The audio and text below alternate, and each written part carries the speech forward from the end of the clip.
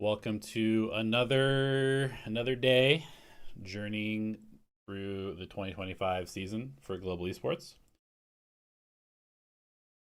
Today's game, I would potentially consider as the most important game of the entire 2025 season.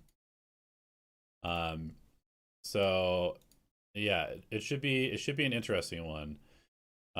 Basically, as usual, to give context around what was going on during this match, one of the things that I did for every team is I would compile their stats of when they would win games and when they would lose games, and I would try to find which player sort of had the highest delta or the biggest difference between when they won and lost games. And I would specifically try to target that player to make that player have a bad game. And so in this team, at this point, something was the biggest outlier. So when something had a good game, this team would win. And when something had a bad game, this team would lose a lot of the time. And so we specifically were targeting him with a lot of our ante. A big thing was specifically just to not give him picks with the operator, to not give him the opportunity to kind of like make these aggressive pushes and plays for space by himself, and to really just kind of punish how he played the game, because nobody else on their team was playing particularly well at this point. I think Devi was having a very rough season to start. Forsaken was doing okay. Jing was doing okay. But something was kind of like the best player on this team at this point. And so we were trying to target him to shut him down. And I just kind of want you guys to keep that in mind as we go through this VOD, because I think we actually did a very good job executing the game plan. Unfortunately, there were some other things that came up, and some other players stepped up to kind of like fill those shoes. But yeah, we'll see. We'll look at the stats page at the end. You guys will kind of understand that, like, you know, we did kind of what the game plan was, but we also just messed up in some other ways. So we come into this series. We pick Split. It had been one of our best maps.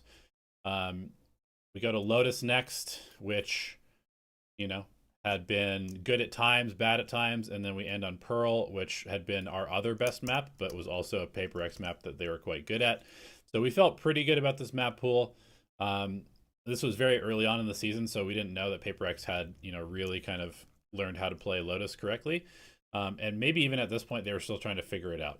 But yeah, let's go ahead and hop into Split. Let's go ahead and watch what's going to end up being the start of PRX's run to their first trophy ever.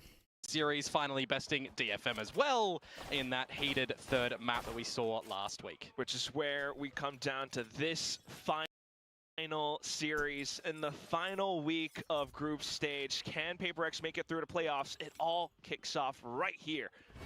And as we saw and heard, Global Esports on the attacking side right now, but look at just the numbers for PRX around mid. They have a great idea on how they want to play this pistol round to contain this. Stars around as well, though. So they will keep themselves backward. Okay, so we start off with kind of our general mid control thing, which is like star. We come up here, we decide which one we want to real star or real smoke and which one we want to pull back. And that's how we attack into that area of the map. So it works out very well. We pick off something in Jing and get mid control very easily. They burn some utility. It's in towards Crystal now, who then pushes in towards Vents. And now we just need to scale. Shots, more members up at the B tower. You need to see something big come out and from play Forsaken. together.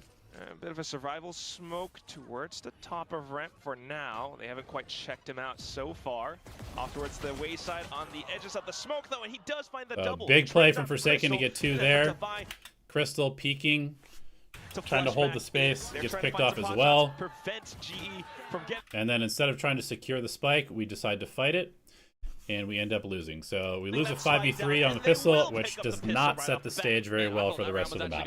I'll tell you that. The fact that Crystal's just kind of stampeding up through the guts of mid, supported with the rest of the team. We've seen Crystal, you know, kind of in majority of the games that Global have played, be topping on the ratings for them. On the flip side, it was Jing, who's somewhat been topping completely, besides one for Forsaken to come on through.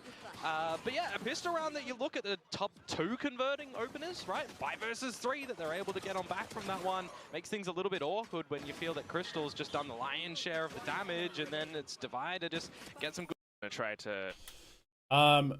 I think forcing through there is fine. It's kind of a nice play by Forsaken playing in this very awkward spot. We should be able to just trade this guy out. We know for a fact that there was a player here. It actually ends up being the player that's over here at this point. But we know at least 2 are B, so we probably should just be able to brute force this, to be honest. The biggest problem here is nice play by Forsaken and then Crystal peeking this while everybody goes on site. He really just needs to tuck here and not continue to fight. And we need to just clear the site and plant the spike. Bulldoze their way through, perhaps. Okay. Whoa. Another little piece of context. At this point, I had us forcing every single round after we lost pistol because we were getting snowballed on a bit. And when we did this in scrims, we would win, I don't know, like maybe 50% of the time. Yeah, got the stars all placed out. Well, you know that this is such an important game for Global that they would have done probably the most prep that they ever would have coming in towards this week, you know. 1 game and you can get into playoffs. Right, with Good the start. specific map pick as well. Right now, just being able to find some shots against a couple of the PRX players, something to trade with Guardian. Forsaken with his own Guardian as well. He does feel a lot of contact though, so the paranoia sent out. Maybe a bit of support from Pat. So the stinger buy working well. This smoke as well, but close range, it's not going to find its targets. Now we're in a 2v1. Now down to just Jing. He does have even if we Bulldog, lose this round is a pretty good success. But you also see rotations now coming up for Global. It just needs to be some good shots to come out from Jing at the moment. So far, How often one against PRX do you get caught off by their individual plays and risky plays to turn around the round? Both of these members, So going into this match, or play for time. that was like all of our prep going into this match was let's shut down something and let's not get caught off guard by the PRX plays. So expect them to walk through smokes individually, expect them to take fights that seem really dumb. Expect them to just be running it down. Expect there to be 5 people at every single fight. They are going to swing you 100% of the time. They will always make the aggressive play. Expect that. Do not be caught off guard. And we just talked about that over and over and over and over and over and over and over. But when you're actually in the server, the stuff that they do is just so out of pocket sometimes that it's really hard to like change your habits and adapt to the way that they play. You got to remember that basically all of these players, except for Darion, had not played against PRX ever on stage, right? We played them in scrims a couple of times, but none of these guys had actually faced PRX on stage before, and the experience of playing them for the first time on stage is a little bit different than anything that you've ever experienced. Star already on the spike, a grab net available too. Possibly to even play for range. Jing, though, looking to close in the distance for now, but he dives okay, right so we force and we flip the momentum. This is a really good start. Back up on the board. Yeah, you're not going to see too much consistency come out from a flying Bulldog there, unfortunately, but it would have Past been season, our team used to dry peek a lot of angles, even after having full utility kit. Why was that? I don't know, man. Just bad habits. That is for sure.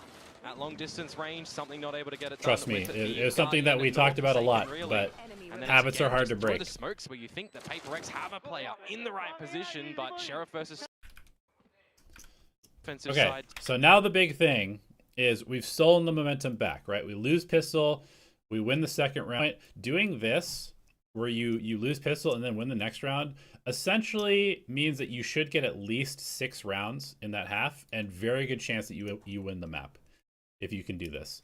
But against PRX, you have to make sure that you don't give the momentum back, because they are always dangerous on these ecos as well. To have an answer back, if not this round, the round after. Perhaps a little bit more consistency as well. They're going to attempt at peeking out, though. Tripwires across for now. This is risky for Patman because, I mean, he's got the gun and he's by himself as a fade. It's not generally a situation that you would look to see. Okay, so this is a huge round. We kill their Guardian. I don't know if we communicated that they had this gun or not. We probably should have. I would really love for us to maybe go get this gun potentially, or protect this gun a little bit more, just because it's kind of one of their win conditions. Pretty self-sufficient, and we see once upon a time Forsaken going for a lot of those plays with the bird when playing on the but sky. We also get the opening pick. Grouping is 5 and going now, somewhere is also a T1S, good plan. With the comp that they are playing. So PRX understands. This is kind of one of their win conditions. Fill the space that their teammate Use has this just gun. fallen, so we fall off. Steps over the trip. Yeah, but We it's group to the right much, site. honestly, right? You just need to see something big come out from PRX is making a PRX play. Mail, but if not, it's just going to be something. One blind side. And we're way too slow. We're too passive here. Early here. Yeah, not much to really stall, but I think one big point would be. This is a very nice play by PRX, though. They know that Forsaken is making the round-winning play, and all they have to do is make sure that we don't get through this area. So they got somebody spotting here. They juice the Viper Orb to 0. They start spamming early to distract and sort of like make us slow down. And all of it is just to buy time for Forsaken. I believe Udotan just noted it. And it's the flank, and now they're all contained. Look at that. That's numbers for Forsaken. And now we're in trouble. As well. He still has to contend with all 4 of them, though. He's the only one holding the angle. Actually, they're rotating. This is risky. To go through to Mail. The Prowler as well, but Devi looks to get ahead of it. And then we run into their Bucky. Paint shells out from Jing now. That's a spike. And that's a the Bucky kill gets as 2. well. Forsaken gets another with the Guardian. Spots up Poppy, and even though Poppy can still find some shots, it's 10 seconds left, and you're right, Komodo. The spike on the ground. Yeah, that's some really ill decision-making to come through from Global, but you flip it on its head, and that's some great decision-making from PRX. And just like that, all the momentum that we had just stolen with the Stinger Force is gone. And we're down to an eco, and they're going to be on full buy.